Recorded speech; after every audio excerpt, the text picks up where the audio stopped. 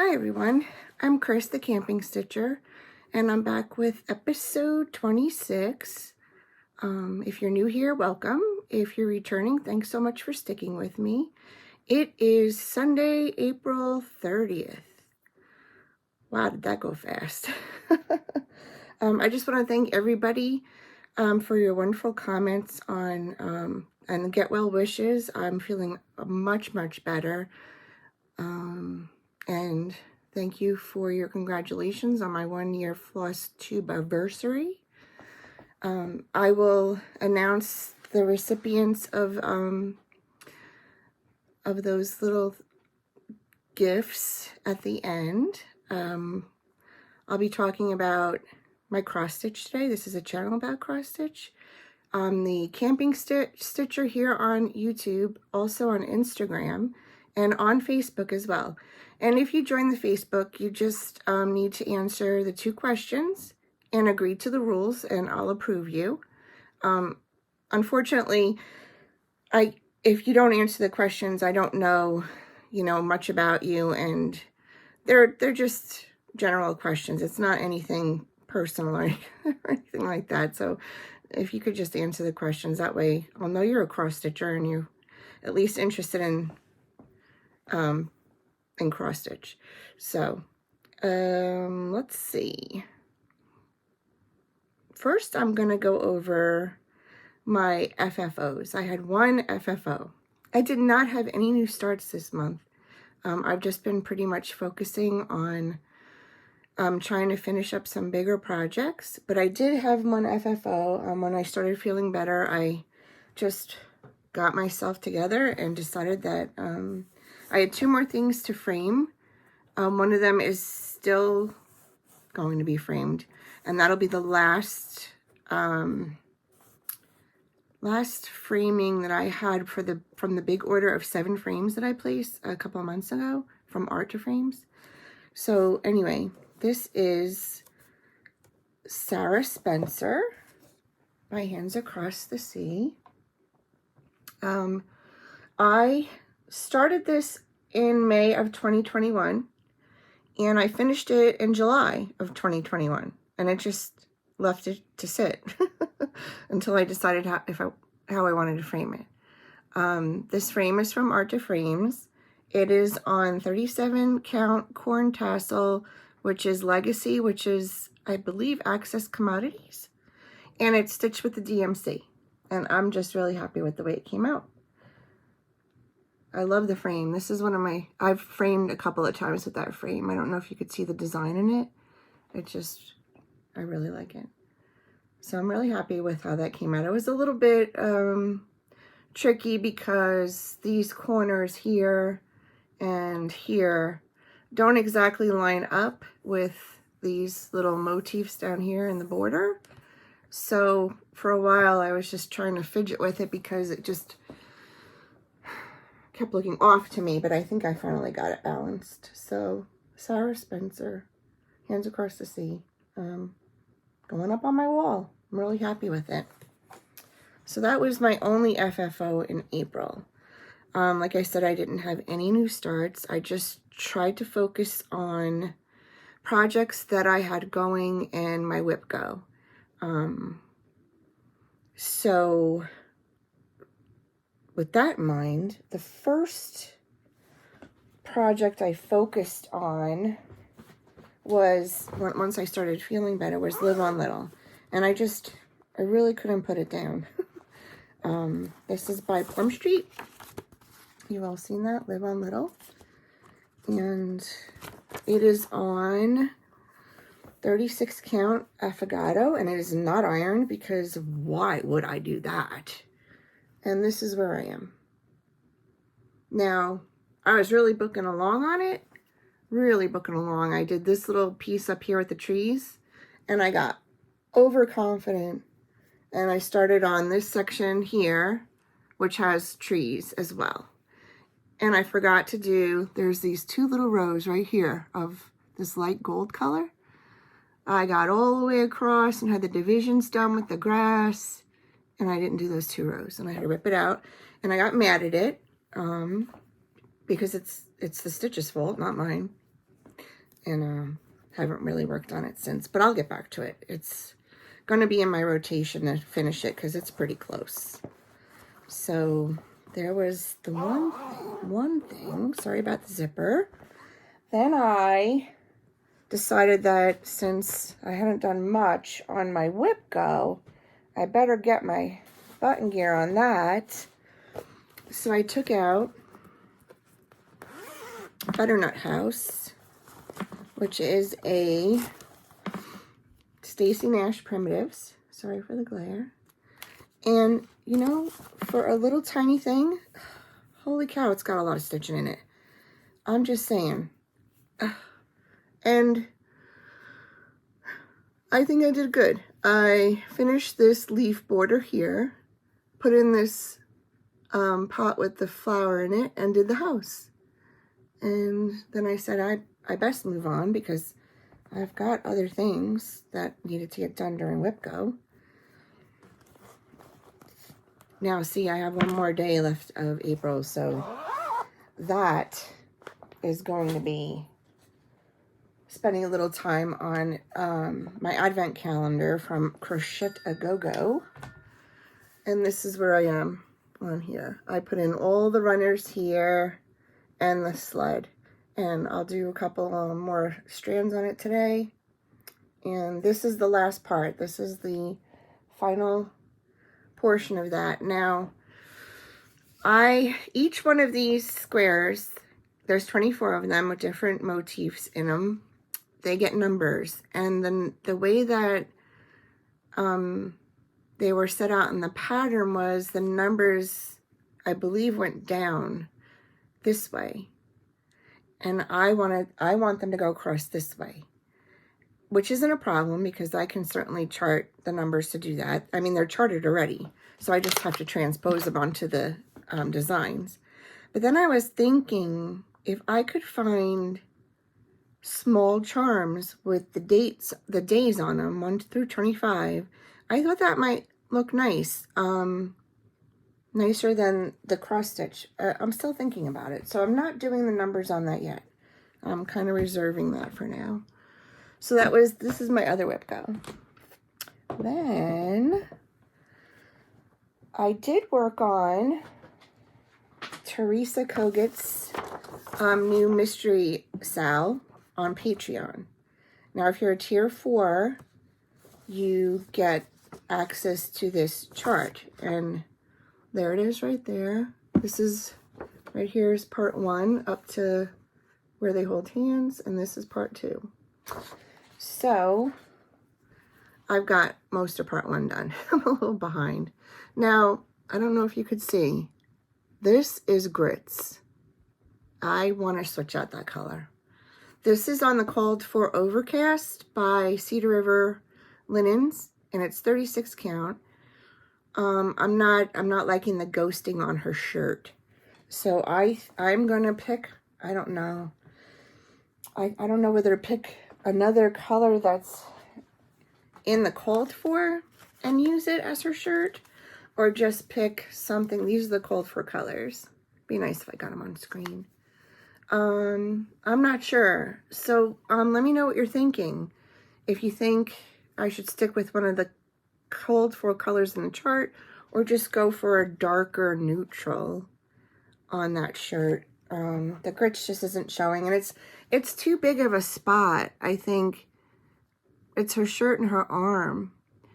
I'm okay with the Perfect Pie Crust, which I know people were talking about them ghosting, but that grits, it's just not showing up, and I'm not really happy with it. So I wanna switch it out, but I don't know with what.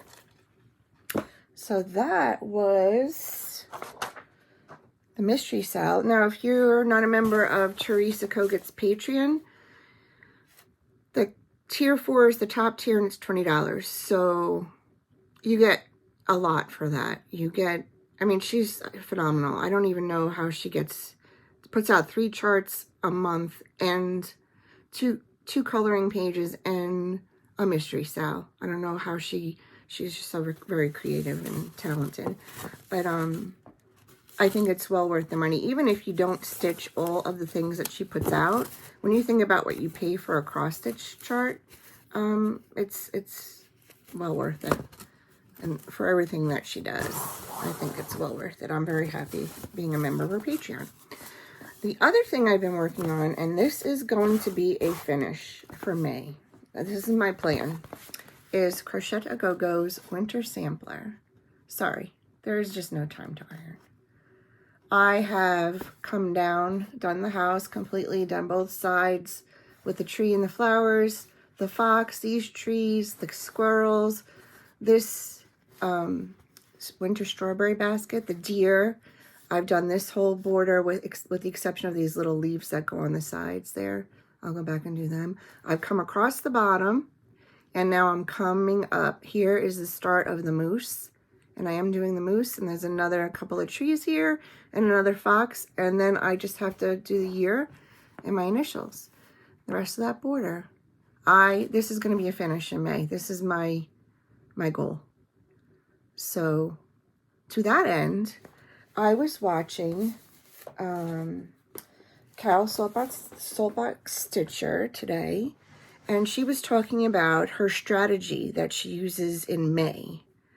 And that is, I think she calls it her 5+5. So she picks 5 projects in May, 5 samplers. I think she's picking her samplers. And she spends 5 days on each of them. And then the rest of the month, whether, 5 or 6 days that are left, she stitches whatever she wants. So I think I'm going to incorporate that along with my WIPGO. The numbers that were called this month for WIPGO are 23 and 25. And my 23 is Santa Stops Here by Brandi Gervais. And my 25 is Anton Uffendale. And I switched that out just recently because this is WIPGO. And I, for some reason, had something I didn't even start yet there. So I want to keep it just WIPs. So, and I actually do have, the center square is free, and number 13. So when Jessie Marie does call that, if it's 13, she calls 2 other numbers. And I mean, if I'm hankering for a new start, I'll do it at that point when number 13 is called. But that is my plan for May. I am not going to be doing anything crazy, like starting a million things. I might start 1 or 2 new things. I'm waiting for the blue flower. I don't know if you saw her last Flosstube, but if you haven't, go see it. They have it on 123 Stitch. It's an upcoming release. It's called Happy Campers, and it is awesome. And Brandi of B&E Stichery, Brandi and her daughter Emma are B&E Stichery. Check them out on Flosstube. I'll link them below. Brandi has agreed to co-host a SAL with me, the Happy Camper SAL. So we are announcing a SAL before we even get the pattern. How about that?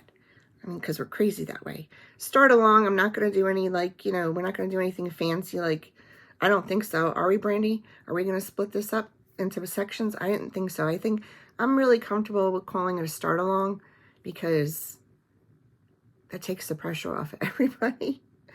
The other thing I did work on was, the other SAL was Hive Rules, and I just didn't bring that over here, but it's around. It's over here. It's somewhere. But I just did the second section on that. So, of course, I forgot something because I have a segment that's called Things I Forgot, and if I didn't forget something, I wouldn't have that segment. So, got to keep with anyway. So, I don't mean to be going through this so fast, but we're expecting some family to come visit, and we've been getting the house ready, and so I haven't had a lot of time to, a lot of downtime. Well, I mean, I've had downtime, but I've been kind of excited and trying to get things ready, so doing a lot of house stuff. Anyway, so now that I went over my plans prematurely, let's do haul.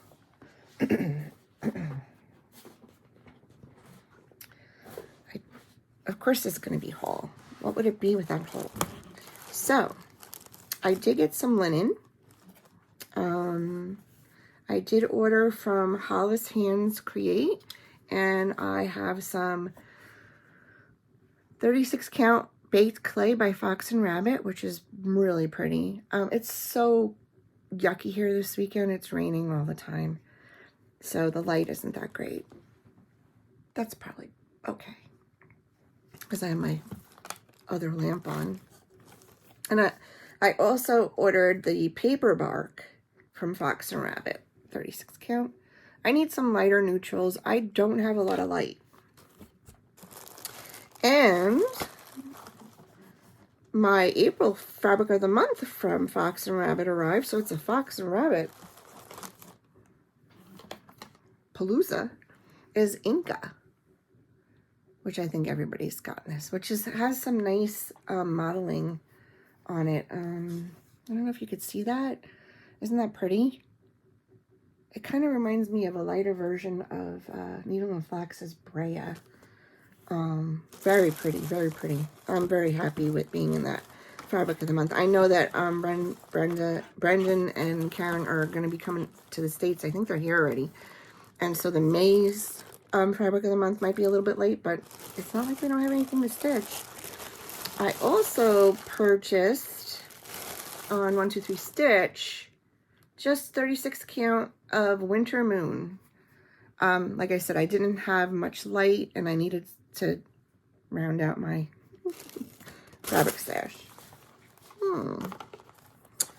So I don't know if you guys saw the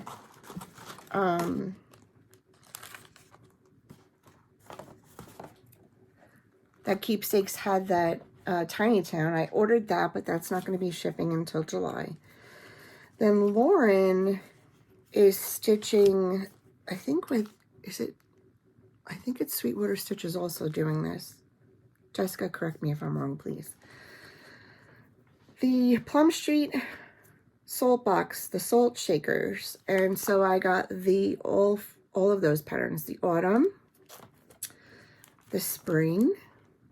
Oh, let's get that glare out. They're so pretty. Summer. Oh, those sheep. And Winter. I don't know when I'm going to start these. I gotta be honest with you. And I'm not sure I'm going to have it with this border down at the bottom. I have to see how everybody else is finishing them. And I know there's going to be a sale for this. I'm not sure who's doing it, but Heartstring Sampleries Sting and the companion piece by Plum Street Float. I love these. And then because, you know, apparently I'm going to get all the Tiny Towns, a Honey of a Tiny Town. So that's it for my haul. Isn't that enough? Oh gosh, everything's everywhere now. I did get some Happy Mail. Oh wait, I have one more piece of haul. I did order this from the Etsy shop. Is called Sweet Autumn Stitch. Adorable stuff that she has. So here's a needle minder. Stitch the day away. I love that. You know how I always say stitch away? I just had to get that. And then she had some thread ring. And because I have owls, love owls, love, love, love them. Look at this. Oh my goodness. Look. Little owl. Little owl. I don't know if you can see him. Charm. But look at him. He's adorable. Ordered that. And then, unbeknownst to me, a few people sent me some Stitchy kindness and wonderful Stitchy gifts. So Lorraine, Jersey Shore Stitcher sent me a sweet little package, and in it she put this sweet little notepad. Oh my god, it's so cute. These beautiful scissors, which I'll hold them right side up because that would be nice. Aren't they pretty? I love that color. And this adorable, adorable, look at that. It says, whoop, whoop, whoop, happy campers. And that is the kind of RV that we have. I was floored. Thank you so much, Lorraine. That was so thoughtful. And then this week, my daughter-in-law told me she was sending me something, and I had just been on the Primrose site and said, oh my God, those are so cute. And I was looking at them and I didn't order them. I was being good. She sent me this tote bag. I love it. Thank you so much. It's perfect. I'm going to be taking this to Stitch Night on Tuesday. So yeah, you know, it just makes you feel good when people are thinking about you, and not necessary, but it's so sweet. So that was my whole Happy Mail, Stitchy Kindness. Let's see. The sales I'm working on right now are the Live on Little sale, the Winter Sampler sale, the PCS Hive Rules, and that's pretty much, I'm going to stick to the 5+5. So check out Carol Saltbox Stitcher's last Flosstube. She goes over her strategy. Things I forgot to show you last time. I had watched a Flosstube from Marlene Bush, Stitching at the Lake, and she had showed this Longaberger basket that someone had gifted her. And I had been at an antique mall with my husband, and I had seen it, and I didn't pick it up because I was not sure, like, you know, is it worth that much, or, you know, is that too little? Is that like a good price? That was what I was thinking. The next time that we went back there, they had it, and it was had a percentage off, so I picked it up. And it is I think it's called the car organizer tote. And this part of it was actually still plastic wrapped. And then this had a divider in it. It came with the divider, the liner, and this. I picked it up because that can be made into some really nice stitching. I was thinking for when I'm moving around at the campsite, or this could come in pretty handy. So has slots for a lot of the little things that you can, you know, drink. A little water cup, little pin cushion. You know, I really liked it. So that was because Marlene showed it, and I was like, hey, if I ever see one of those, I'm going to get it. The other thing, which I keep forgetting to show you guys. Okay. I don't know if I showed these the last time, but, and I believe she's going away for May. So I think if you order like today, tomorrow, you have to check. It's 5 times blessed. And I don't know if I showed these the last time. This one says Stitchers, and it's a fob. And this one says Sampler Maker. If I showed these the last time, excuse me, because, you know, I was still getting better. And so cute. That's 5 times blessed. I'll link her below. We did have our Nancy, the Disorderly Stitcher, and I host a once a month Zoom, and we feature a designer. So it's the featured designer stitch night. We did that on Tuesday, and we had a good time. We featured Teresa Kogut, and that went well. And upcoming next weekend will be the weekend 4x4. I'll put the information on my Instagram and on my Facebook group. So if you want to join the Facebook group, like I said, just answer the 2 questions, agree to the rules, and you'll get the information. But I will post it on Instagram too. So I think I had so much to tell you, and it seems to, like, I mean, we're not even, I don't even know, like, not even a half an hour yet. I must have whizzed right through that. Who have I been watching? Okay, so I have been watching Two Tall Stitchers. They're a hoot. I love those girls, Jen and her mom. And I've been watching Lauren, the New Hampshire Stitcher. Trying to think who else. Oh, I wanted to give a shout out to the 502 Stitcher. She mentioned me on her Flosstube, so thank you for the mention, and go check her out. I'll link her below. And I have been watching Carolyn and Anna, the Curious Crafters. And I think on Instagram they are we.curious.crafters. They're awesome. They do little they do like a little bit of everything. They're doing the cross stitch, but Anna sews, Carolyn knits, so they'll do a little fashion show, and then they'll show their stitching, and you know, they're just so lovely to watch, and sisters, and I just love that. I mean, sometimes I wish I had someone to do this with. I think it makes it a little bit more, I don't know. It's not like more, I don't know if it's more interesting or more, not easier. I don't know what I'm trying to say. There's like a give and take. And I enjoy talking to you guys, but I don't get to hear you except in the comments. So I have to wait for the give and take. So I don't know what I'm trying to say. Anyway. But who else I've been watching? Carol Saltbox, Stitcher. Oh, and interesting. I always learn something from Rachel, Needle and Flax. So she was talking on her last Flosstube about Denise Williams from Little House Needleworks.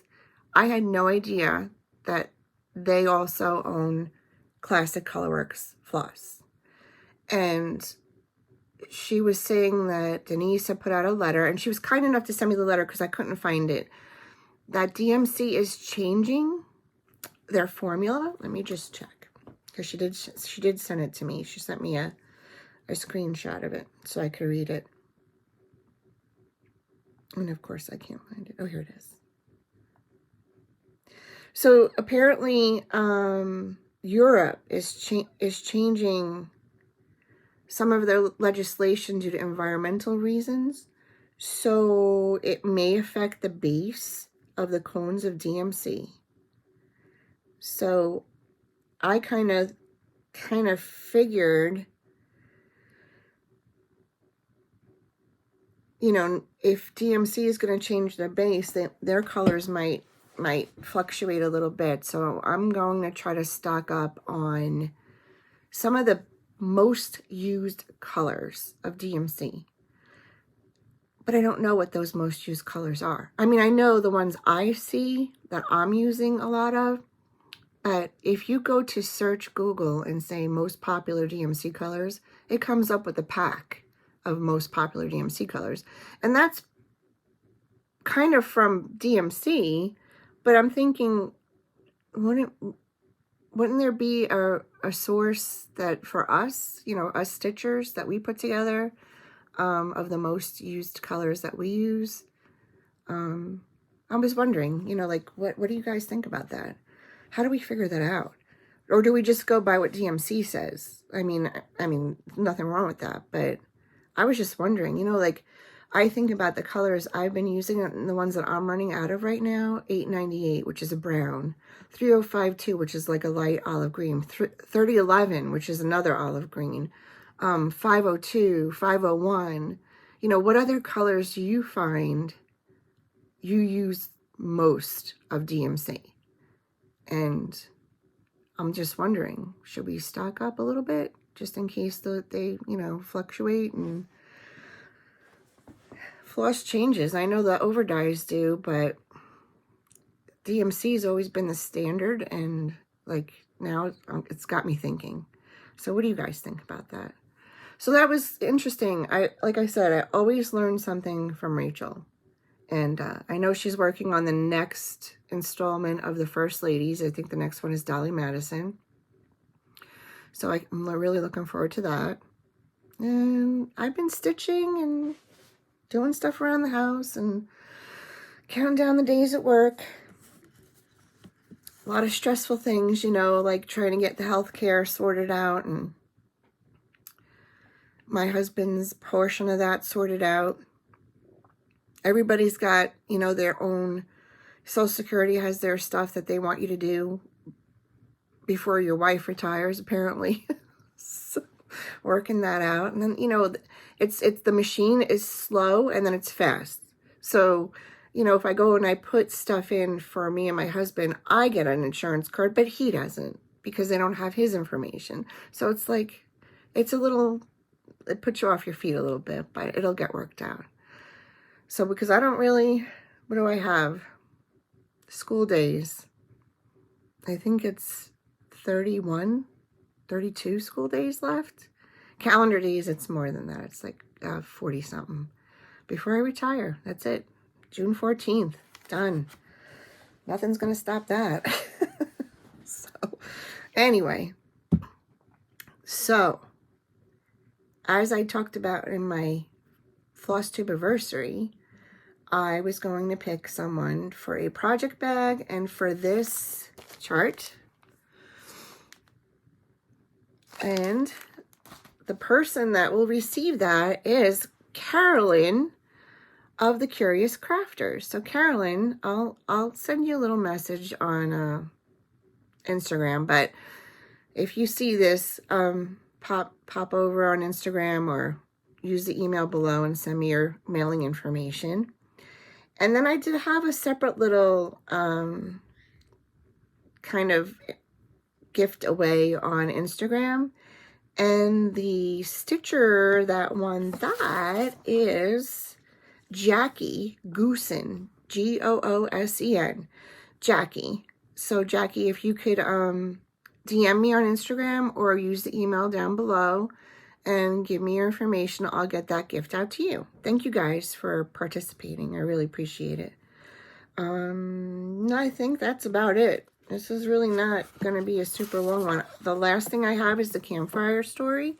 So if you're here for just the cross stitch and you're not interested in that, I'll see you next time. My next Flosstube may be a few days late because, as I said, we're having family visit. And I may not be able to do a Flosstube that weekend. So it might just be a couple of days late.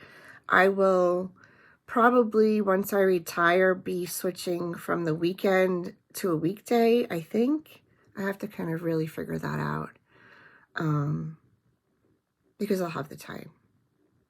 You know, and it might just work out better.